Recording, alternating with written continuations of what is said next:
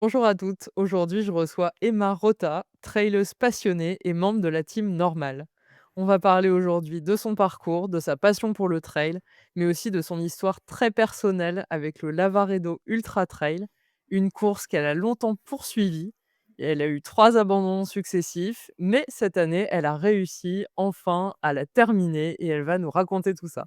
Bienvenue Emma, Merci Lorraine de m'accueillir, je suis super contente. trop contente aussi. Est-ce que tu veux bien te présenter pour celles qui ne te connaîtraient pas? Alors, je m'appelle, Emma Rota, je suis journaliste, réalisatrice. Je réalise des documentaires et des reportages pour, la chaîne M6. Je raconte pas mal d'histoires autour des femmes, dans le sport. J'ai réalisé notamment un documentaire qui s'appelle Badass il y a 2 ans maintenant, qui parlait d'ultra trail, et de femmes et voilà, je vis entre Paris et Chamonix. Paris quand, j'ai mes enfants, 1 semaine sur 2 et le plus possible à Chamonix où j'ai acheté un appart, cet hiver et je suis tombée amoureuse de cet endroit il y a quelques années et où, je suis heureuse. Voilà. Ça fait une bonne base pour du trail. Ouais, Et est-ce c'est que clair. tu peux nous raconter comment c'est venu ta passion pour la course à pied, peut-être d'abord ou directement le trail?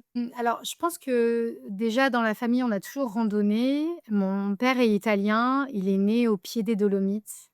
Ma mère alsacienne, j'ai grandi entre les 2 endroits et on allait beaucoup, beaucoup en montagne. C'est avec mes parents que j'ai, appris à randonner. Mon père m'a appris à grimper, faire du ski de fond. La course à pied est venue bien après. Je pense que j'ai commencé vraiment à courir sérieusement à 27 ans. Donc ça fait, maintenant, 20 ans, une vingtaine d'années et j'ai commencé, sur route. J'ai fait beaucoup de courses sur route, d'athlée sur piste d'abord et après des marathons et j'ai découvert le trail en 2018. Ah oui, c'est encore assez récent finalement. Et comment tu y es venue? Par curiosité d'abord ou?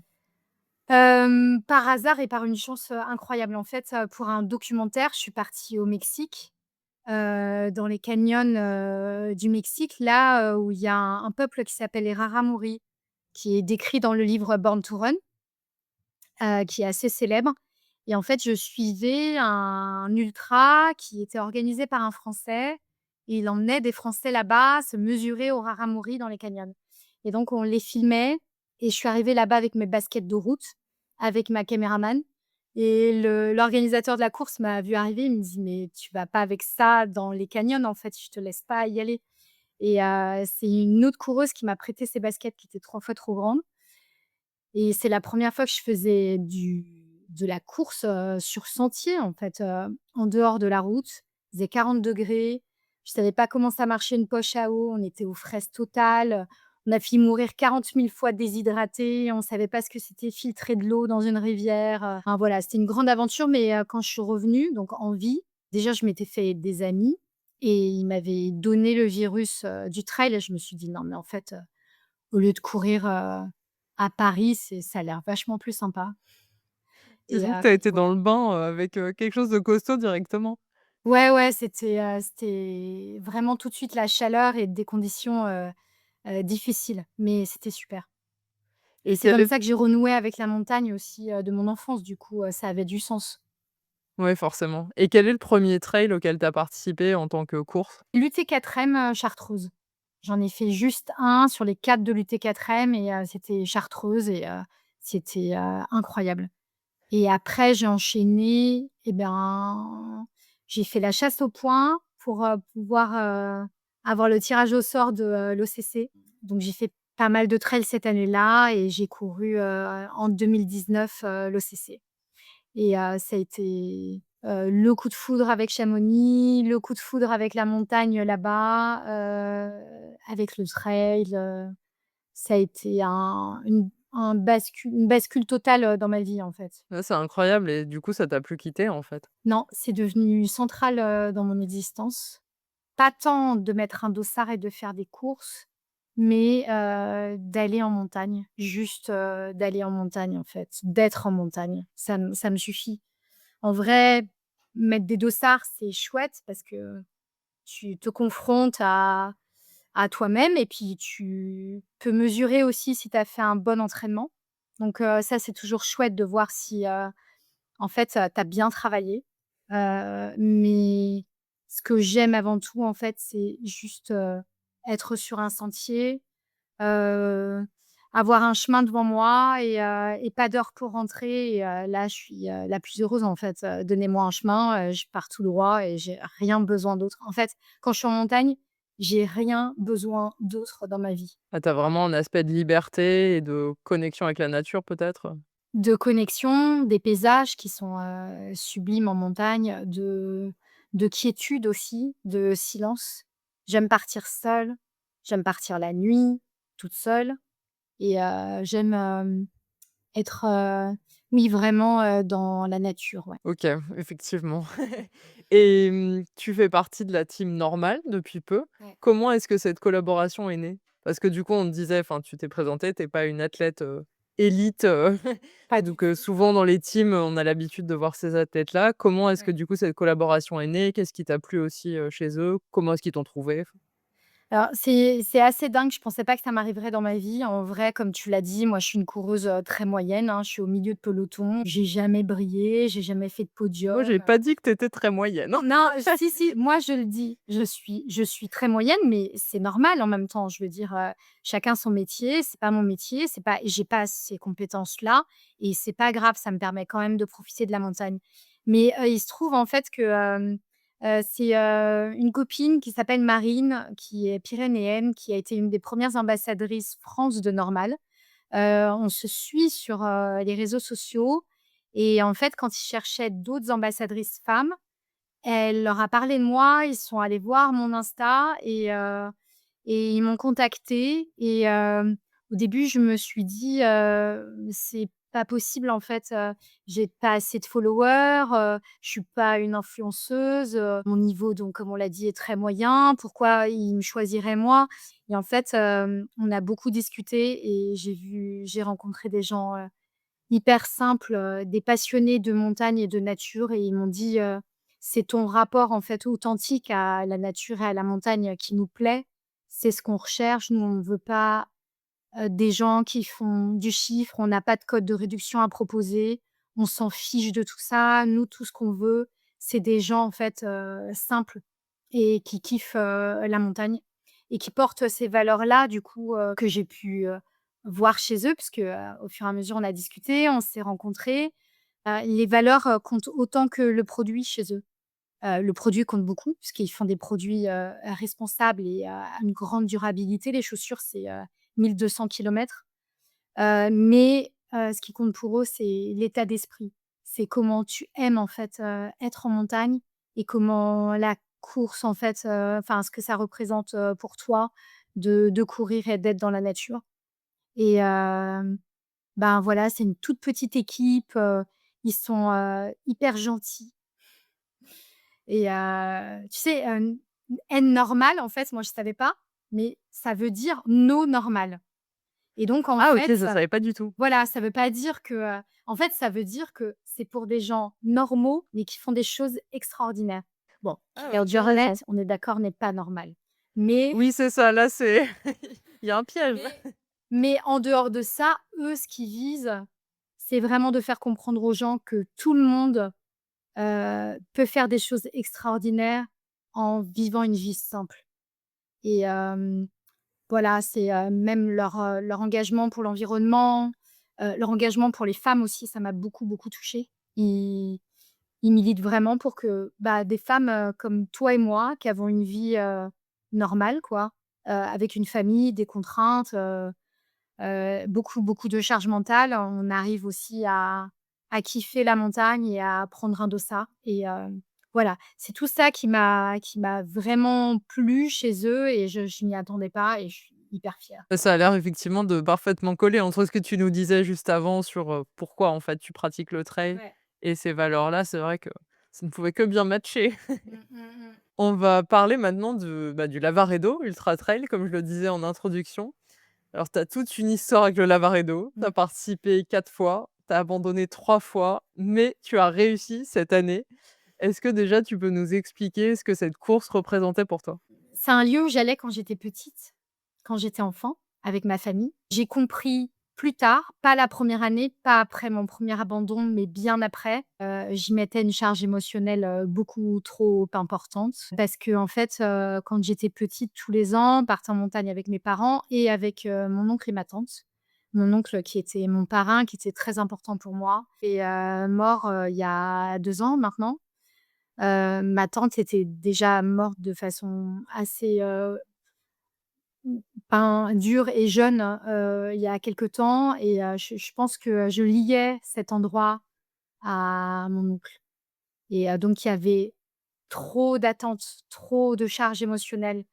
Je mettais trop de choses, au départ, chaque fois qu'il y avait la musique qui retentissait, j'étais déjà en larmes, donc j'avais déjà en fait, donné trop d'énergie avant même de partir. Donc il fallait déjà que je comprenne ça, ça a été long, que je guérisse de ça, même si je pense que j'ai pas guéri, mais en tout cas, je l'ai compris et je voilà, il fallait que je fasse cette course, là-bas parce que pour moi, c'était continuer à courir, sur le enfin, dans les moments de mon enfance, en fait. Ouais, d'accord et en fait, c'est une course, je crois que j'ai oublié de le dire, en fait, en intro, mais c'est une course quand même, qui est très exigeante. Enfin, c'est 80 kilomètres. C'est donc dans les Dolomites, en Italie, c'est des terrains qui sont quand même, bien techniques. Ouais, c'est ça, on dit et les élites disent que c'est roulant, mais parce que c'est des Ah oui. élites. En fait, c'est roulant parce qu'il y a des chemins, mais c'est des chemins remplis de caillasses, qui sont hyper coupantes, roulantes, tu as beaucoup de pierriers, il fait une chaleur de dingue. On est dans des canyons où en fait, tu es surexposé, il y a absolument aucune ombre. C'est fin juin, donc à chaque fois, il fait 35°. Il y a une grosse partie de la course, en deuxième partie en plus, qui se passe en altitude. Donc, il y a plein de facteurs corrélés qui font que, c'est très exigeant pour les corps et d'ailleurs, tu regardes les chiffres, on ne peut pas s'y tromper, il y a énormément d'abandons. On voit les gens vomir, sur, la course. Tous les ans, j'ai vu, massivement des coureurs, vomir comme moi et jamais ailleurs, hein. Moi, c'est le seul endroit où j'ai abandonné, hein.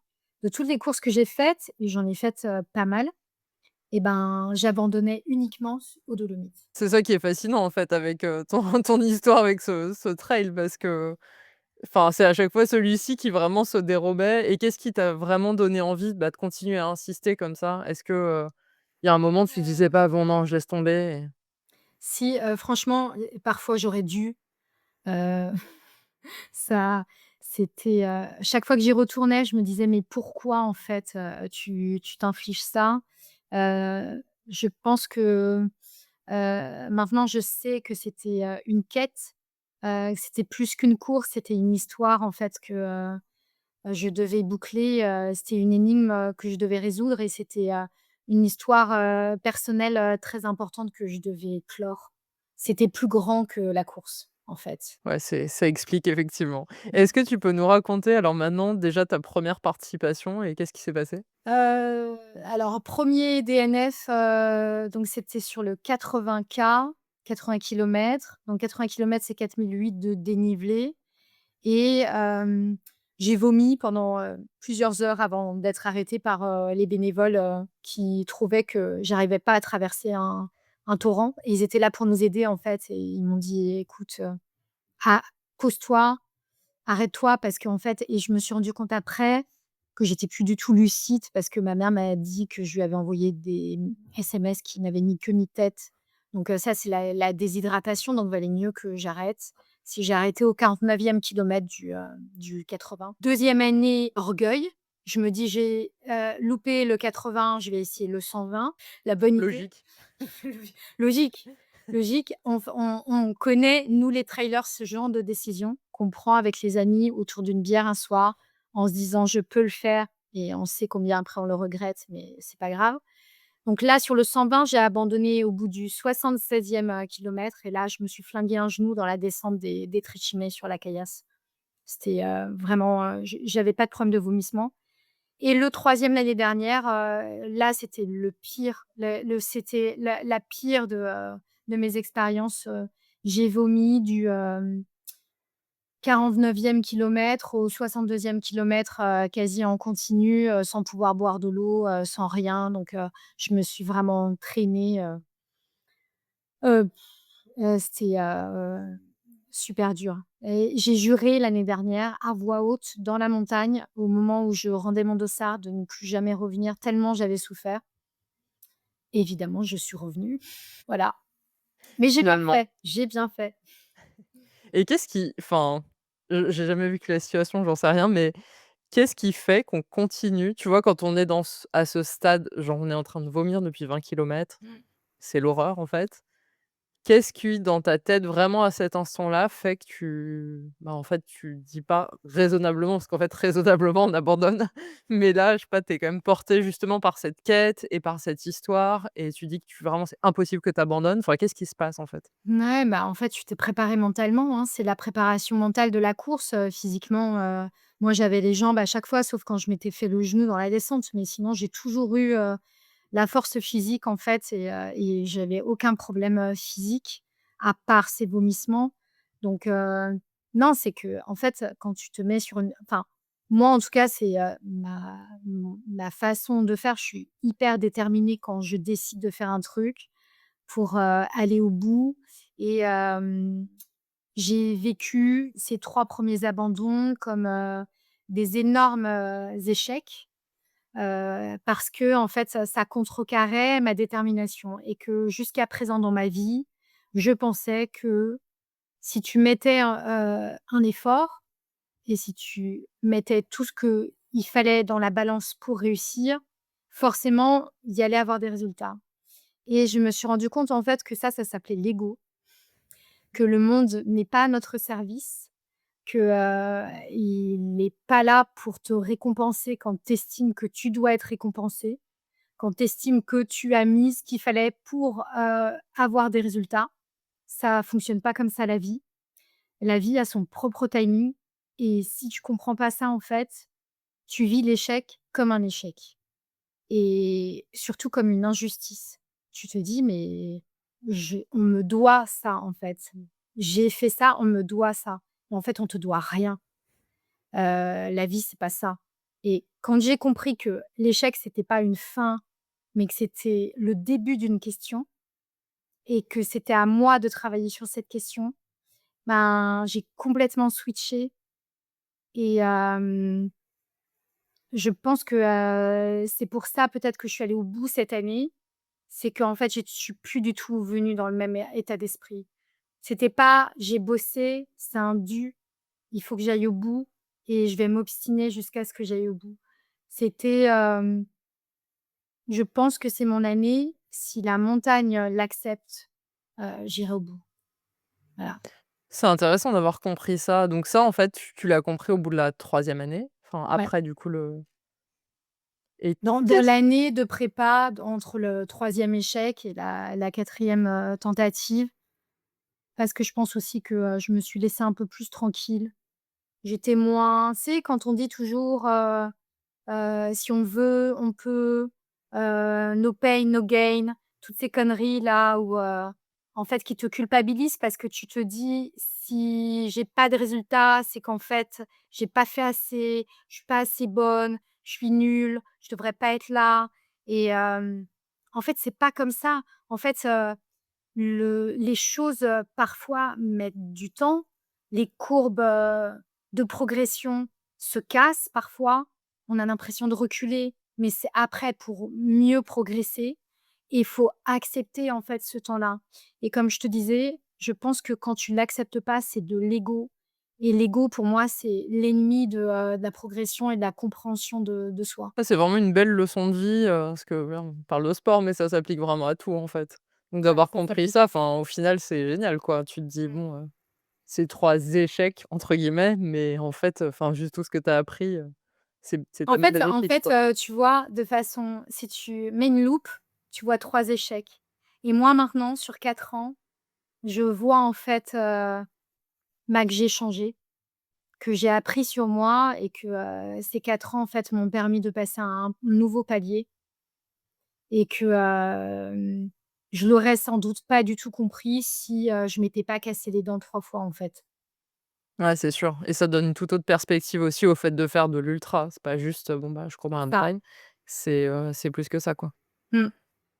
Et est-ce que tu peux nous parler ça je me souviens qu'on avait déjà un petit peu discuté, mais je sais que tu as eu des expériences à chaque fois quand même un peu surréalistes. Est-ce que tu peux nous raconter ce qui s'est passé en fait, ah bah, C'est, quasiment à chacune de tes participations, il me semble? vraiment je pense que ça pouvait m'arriver que dans cette course-là. En fait, heu,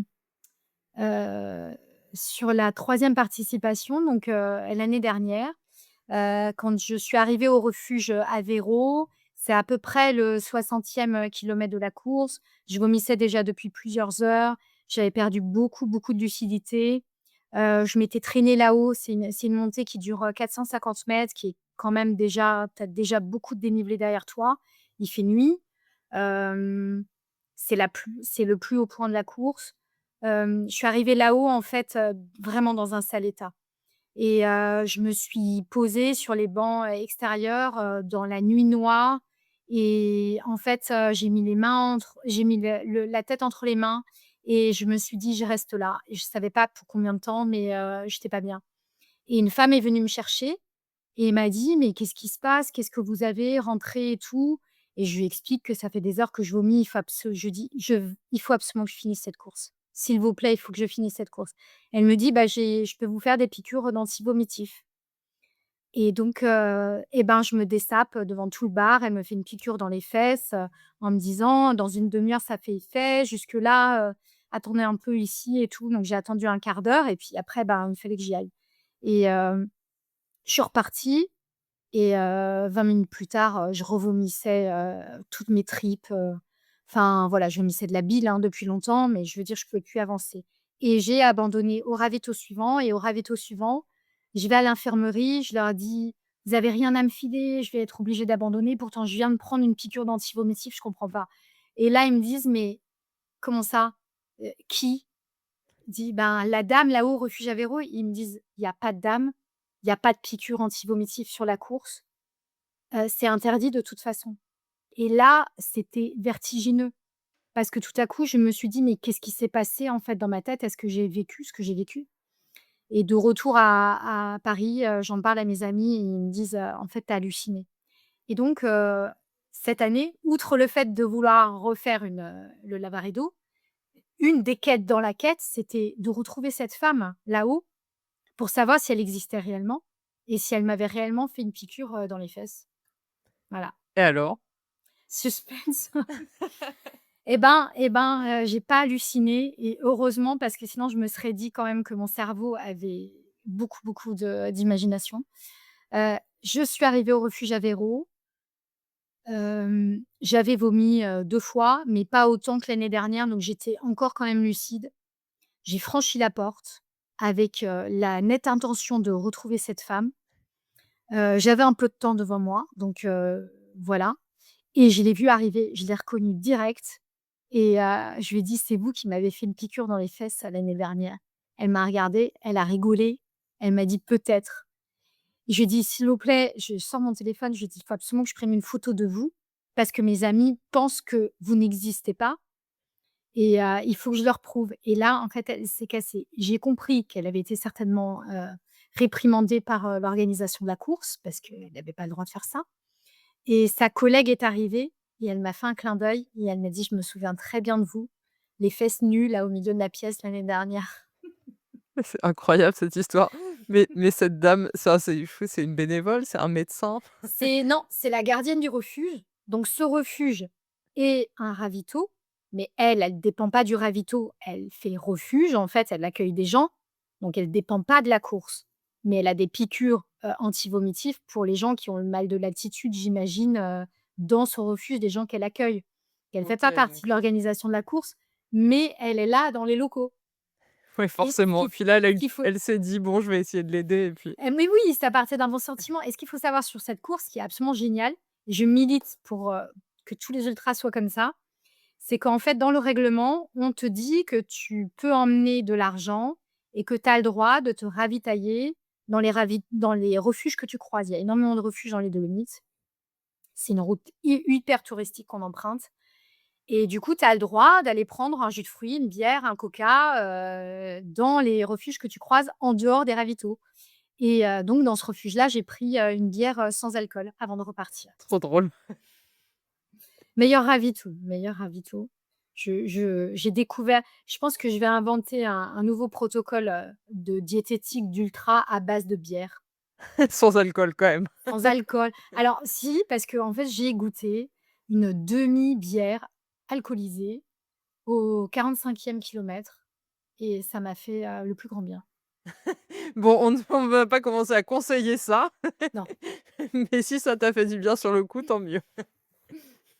Et est-ce que tu peux nous raconter, ta course 2025? Un peu du début à la fin? On a eu la chance cette année que le tracé passe par les Trecime, qui est l'endroit emblématique des Dolomites. C'est les 3 gros monolithes, qui percent le ciel, c'est un endroit incroyable, un patrimoine de l'UNESCO et tout, des Dolomites. Normalement, le 80K n'a pas le droit de passer par là, c'est que le 120. Et là, cette année, en fait, on a eu le droit donc, tu as une première montée qui vraiment est hyper sèche, tu as 1 500 de D+, direct, qui t'emmène là-haut et après en fait, tu rejoins le tracé du 120K. Il a fait chaud comme, chaque année et comme, partout sur les courses ce week-end-là, puisque le marathon du Mont Blanc, ils ont vachement souffert aussi, même, à l'international, la Western States, ils ont souffert aussi. Bref, on était en kit canicule donc, il a fait, je sais pas, je pense, une trentaine de degrés et la course, moi sur les 40 premiers kilomètres en fait, je reste toujours, très en deçà de mes capacités et prudente. Le but c'était d'arriver donc, j'étais curieuse de savoir quand est-ce que j'allais commencer à vomir, car je m'étais préparée. Je savais que j'allais vomir, mais cette fois, vu que j'en avais la connaissance, je savais que j'allais pas paniquer et j'avais mis au point un protocole personnel anti-vomissement que j'avais, en fait un peu, élaboré, tout au long de cette année. On a eu la chance en fait d'avoir enfin la chance, c'est catastrophique pour la planète et l'environnement, mais pour une fois, on s'est entraîné dans les chaleurs au printemps. Il a fait très chaud, 1 mois avant, l'ultra du Lavaredo. Je suis allée à Chamonix, je me suis entraînée en plein cagnard, dans la chaleur. Et donc, j'ai vu au niveau hydratation ce qu'il me fallait, ce que je faisais quand, j'avais plus faim et quand les vomissements ont commencé, car ils sont venus au je sais plus, 50e kilomètre, j'ai vomi et là j'étais prête et du coup, je me suis arrêtée au ravito suivant et j'ai respecté un protocole, très strict. Je me suis allongée 20 minutes, 15 minutes avec un chrono, sans rien faire, couchée. Ensuite, j'ai bu une soupe à un bouillon, cuillère après cuillère, ultra doucement. Je suis restée assise, 10 minutes sans rien faire et je suis repartie en marchant et je pense que, c'est le meilleur protocole que j'ai trouvé en cas de vomissement. Voilà, le Super repos intéressant.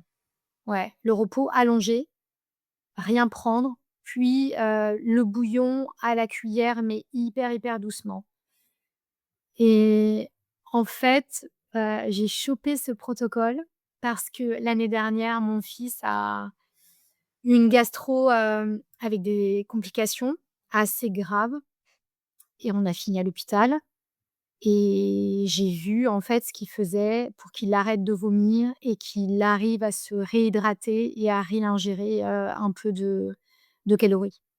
Et donc, il m'expliquait en fait que si tu y vas pas cuillère par cuillère, ultra doucement, c'est foutu. Voilà. OK.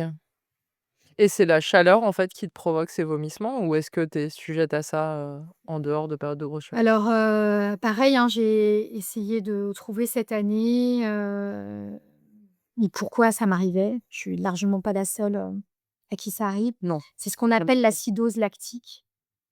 C'est en fait quand ta fréquence cardiaque est trop élevée, tu produis des déchets et quand le corps n'arrive plus à faire quelque chose avec ces déchets, en fait, ça provoque des nausées qui sont aggravées énormément par la déshydratation et facteur, supplémentaire, l'altitude.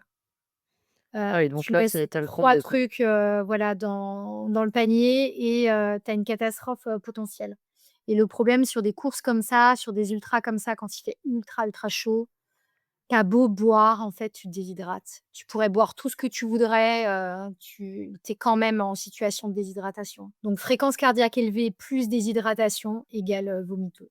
OK. En tout cas, c'est top si tu as trouvé déjà un protocole qui te convient et quand tu es repartie, là, après, ça s'est arrêté ou est-ce que c'est J'étais moins pire que nauséeuse, les autres co fois, mais j'ai juste un peu revomi, mais pas grand-chose et j'étais un peu nauséeuse, mais pas suffisamment cette fois-ci pour, m'ôter mes moyens. J'avais gardé des compotes, j'ai juste pu prendre une demi compote sur la dernière montée, sinon j'ai rien pu manger en fait, sur le reste de la course. Mais je savais qu'il fallait mieux, surtout que je m'hydrate, donc eau et que si je restais à jeun, ça c'était de toute façon à mon allure, j'allais pas très vite, c'était pas si grave que ça. Voilà, il fallait surtout pas que je redéclenche des vomissements, en fait. ouais, fallait un peu choisir, quoi. Ouais, c'est ça, ouais. Et après alors la suite? Et après, bah, j'ai passé le dernier checkpoint, là où je m'étais arrêtée l'année dernière. J'avais abandonné à 17 ou 18 kilomètres de l'arrivée. Donc c'est le truc que tu regrettes pendant très, très longtemps après. Quand tu sais que tu avais juste 17 kilomètres, c'est très, très dur à encaisser. Mais là, j'ai passé ce dernier checkpoint. J'ai appelé ma mère. Je lui ai dit que je passais, qu'il fallait qu'elle aille se coucher parce qu'en fait, depuis le matin 7 heures, elle était sur le live trail. Elle avait fait ses courses la veille, elle bougeait pas de sa chaise, elle était, super angoissée. Donc je lui ai dit: «Va te coucher, c'est bon, j'ai plus qu'à faire, 20 bornes et j'y suis». Bah, elle est pas partie se coucher, mais Évidemment pas, j'ai c'est ta mère. j'ai pleuré parce que j'étais, soulagée. C'est une grosse tension, je pense, de 4 ans qui s'évacuait et puis, j'ai juré à ma mère, que j'arrêtais le trail. C'est Tu as vraiment fait ça? je te jure, j'ai et puis j'ai appelé une amie derrière et je lui ai rejuré au cas où je lui ai dit: «Je t'appelle au cas où ma mère ne retiendrait pas, que tu l'entendes». Je lui ai dit: «J'annule toutes les courses où je me suis inscrite pour le reste de l'année. J'arrête le trail» et même, dans ma tête, j'ai arrêté le sport, en fait. J'étais tellement, en fait, au bout du bout, tu en peux plus, quoi, en fait, et tu perds de la lucidité. Ton cerveau, il est en pleine souffrance donc ce qui te dicte, c'est que, ça suffit les conneries, et ça suffit, quoi. Il faut s'arrêter maintenant. Évidemment, je te rassure, 2 heures après l'arrivée, je conservais, les courses sur lesquelles j'étais inscrite. J'ai dû rappeler ma mère pour lui expliquer que en fait, j'allais continuer le trail.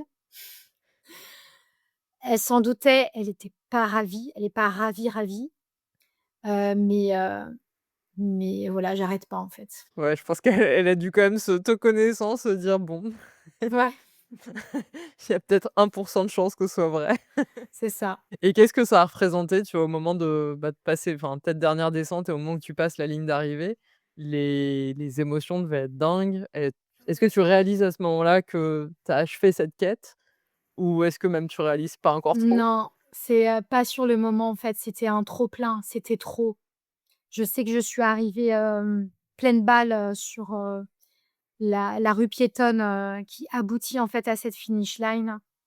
L'arche, de d'arrivée est près de l'église de, Cortina d'Ampezzo. C'est une super jolie place où je suis passée plein de fois et chaque fois que j'y repassais maintenant depuis 3 ans, parce que j'y vais aussi en vacances, assez souvent, j'avais le cœur serré quoi, le cœur brisé parce que je revoyais, en fait, cette ligne d'arrivée que je passais jamais. En fait, cette fois, c'est marrant, hein, je te jure que c'est vrai, ça m'est vraiment arrivé, mais en même temps, mon cerveau était très fatigué. Depuis 3 ans, en fait, chaque fois que j'échouais, je me mettais sur les marches près de l'arche d'arrivée pour regarder les copains, franchir, la ligne, parce que chaque année, en fait, j'allais avec, des copains et chaque année, en fait, ben, ils y arrivaient et moi pas et en passant, en fait, devant ces marches, je me suis revue. Je me suis revue, l'année d'avant et encore l'année d'avant, regardant, en fait, les gens passer et je me suis dit en fait, c'est comme si je me voyais moi, la fille, de l'année dernière et la fille de maintenant et je lui ai dit: «Ça va venir, fais-toi confiance, fais confiance au temps qui passe, au temps long». Parce qu'en fait, il y a que le temps long qui est vraiment, la seule vérité sur ce genre de choses. Il faut juste attendre et se faire confiance et ne jamais en fait, lâcher, ses rêves, surtout s'ils sont importants pour toi et j'ai en quelque sorte, voilà, réparé, tout ce qui s'était passé les 3 années précédentes. Ah, c'est génial d'avoir réussi à faire ça, et cette visualisation, enfin, ouais, je trouve que c'est un côté, enfin, limite magique, mais qui est très symbolique et du coup, qui est superbe, quoi. Et qu'est-ce que tu penses alors que ça t'a appris, bah, sur toi-même, en fait, toute cette expérience? Comme je te disais, je pense que je fonctionnais beaucoup trop à l'ego, avant et j'ai lâché prise, totalement là-dessus. En fait, je veux pouvoir, me dire que, tout n'est pas possible, que, c'est pas parce que je veux quelque chose, à un instant T que je l'obtiendrai et que ce n'est pas grave, que c'est pas un dû et que, les choses vont se déplier. En fait, il y a une phrase que j'aime beaucoup de Paul Éluard qui dit que, les métamorphoses, se font, de façon invisible dans la nuit et l'obscurité et je pense en fait que nos métamorphoses à nous, la façon dont on grandit, se font, dans le silence et la longueur et qu'il faut faire confiance, à ce processus. Donc je pense que je suis moins, butée avec ce que je veux, j'ai plus de lâcher prise et voilà, j'ai juste envie de profiter de la montagne et de, ce que les autres expériences pourront m'apporter et je vois plus du tout l'échec, de la même façon. Et est-ce que du coup, ça va changer ta manière d'aborder soit d'autres courses, soit ta pratique en tant que telle? Ouais, après j'ai quand même toujours envie quand même quand je prends le départ de finir une course, c'est quand même le but, mais peut-être que j'y mettrai moins, d'attente et d'inquiétude, voilà. Je pense que j'étais très crispée et que cette crispation intérieure me bouffait beaucoup d'énergie et que, si, comme je te disais, tu lâches prise, les choses, se font beaucoup plus naturellement, en fait. C'est un beau message. Ça vaut pour pas mal de choses à nouveau. Ouais. Alors merci pour le ouais, tout ce partage et petite question encore pour finir, si tu devais du coup donner un conseil à quelqu'un, tu vois, qui est en fait un peu dans la même situation que celle dans laquelle tu étais, tu vois, ou qui a l'impression de vivre comme ça des échecs et comprend pas trop, qu'est-ce que tu lui dirais de faire maintenant que toi tu as le recul nécessaire et que tu as réussi à passer, cette phase? De se faire confiance, de pas se réduire, à l'échec ou à une course, en fait. On est plein de choses, hein. On est plein de choses, on est plein de rêves et de possibilités et de compétences et souvent, en fait, on a une mauvaise image de soi. C'est vrai qu'on est, je trouve que les femmes en particulier J'allais te dire ça, c'est qu'en plus ouais, c'est particulièrement féminin. c'est vrai, hein. Pas que, mais ouais. On est vraiment nos pires ennemis, nos pires ennemis. On se regarde mal, on se traite mal, on se parle mal et si on se parle avec un peu plus de douceur, je pense qu'aussi, ça rend les choses beaucoup plus faciles et je pense que le corps et la tête, si, ils entendent cette douceur-là, ils sont aussi, ils ont plus envie de t'accompagner. Si tu les traites toujours comme des ennemis, comme des esclaves qui doivent faire parce que tu as décidé qu'ils devaient faire et si tu les maltraites, je pense en fait qu'ils se vengeront et depuis que, je parle à mon corps différemment et à mes jambes et que je les remercie et que je suis fière que mon corps, il me porte, sur ces distances-là et ben, j'ai l'impression d'être, d'en avoir fait un allié et je pense qu'on n'est pas assez douce avec, nous-mêmes. Voilà. Donc je dirais, aux personnes qui poursuivent, des rêves qui semblent, trop gros pour eux-mêmes ou, qui sont difficiles à atteindre, que, il faut se laisser le temps et il faut être plus indulgent. Bah, super, merci beaucoup. En plus, c'est chouette, c'est pas un conseil qu'on entend souvent, donc ça fait d'autant plus plaisir. Merci, beaucoup Lorraine pour, Bah, merci avoir Emma. partagé ce temps. Bah, je suis vraiment ravie alors, pour tout vous expliquer, en fait, ça faisait un moment qu'on préparait cet épisode avec Ouais, Emma, ce qui lui mettait limite une petite pression en plus de réussir. c'est vrai. Mais bon, moi j'avoue que je me doutais que l'histoire allait être belle d'une manière ou d'une autre. J'aurais pas su dire, comment, mais en tout cas, l'histoire était quand même, vraiment belle et voilà, pleine de sens, c'est pas juste l'histoire de quelqu'un qui finit un ultra donc Mmh. c'est ça que j'avais aussi envie que tu puisses partager. Donc un grand merci, je vous invite toutes aussi à suivre Emma, sur son compte Instagram. Tu écris toujours très, très bien, donc c'est un plaisir de lire, de voir des belles photos avec de beaux textes. Merci Je vous invite toutes à suivre ça. Trop contente d'avoir, partagé ce temps avec toi, Lorraine. Bien merci et à bientôt sur la À Sportive Moto. bientôt. Ciao.